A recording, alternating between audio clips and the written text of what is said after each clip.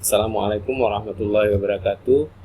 Pada video kedua ini saya lebih bicara tentang komunikasi data, di mana saya lebih membahas tentang user yang akan menggunakan sistem keuangan terpadu.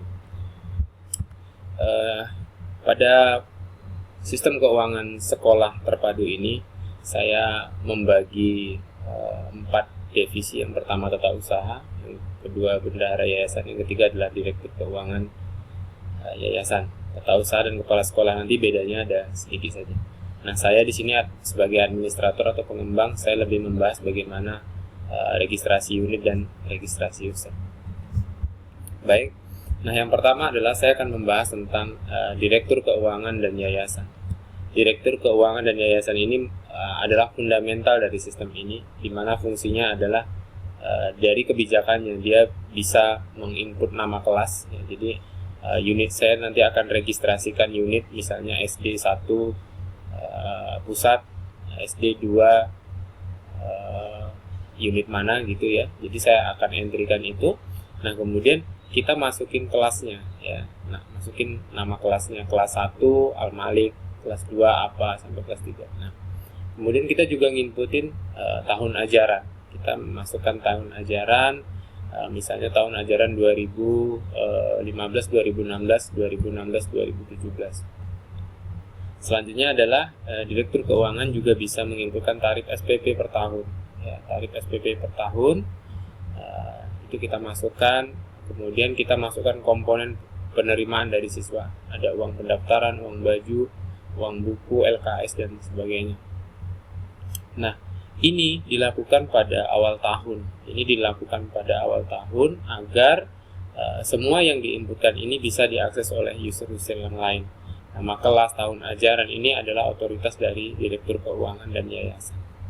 Nah, sistem ini memberi kesempatan kepada direktur keuangan untuk melihat, mencetak laporan penerimaan SPP tabungan secara periodik baik dari unit ataupun rekapitulasi seluruh unit.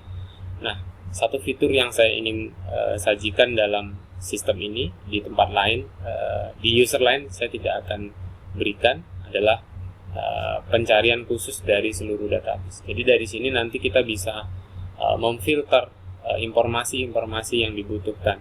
Misalnya data orang tua, data demografi, data pendapatan orang tua, atau data siswa berdasarkan kriteria-kriteria yang kita mau. Ini hanya dimiliki oleh otoritas untuk direktur keuangan dan yayasan.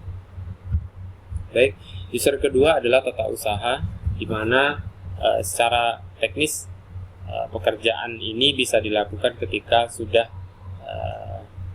di-entry oleh user dari bagian direktur akademik. Bagian tata usaha itu akan menginput data siswa atau data anak, kemudian data orang tua, menginput data registrasi anak per tahun ajaran. Jadi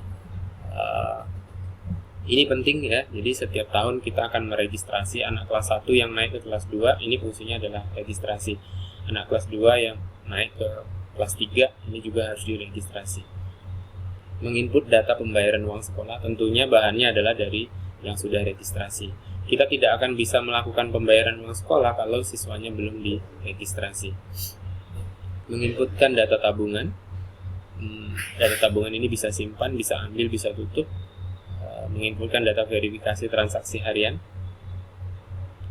Verifikasi ini maksudnya adalah berapa jumlah kwitansi yang digunakan, berapa uang yang di-store di bank ya.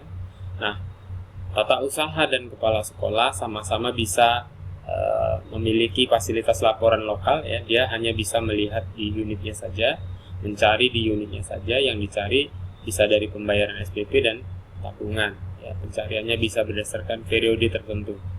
Dari setiap anak dapat mencetak data pembayaran SPP, dapat juga mencetak pembayaran tabungan. Nah, yang terakhir adalah bendahara.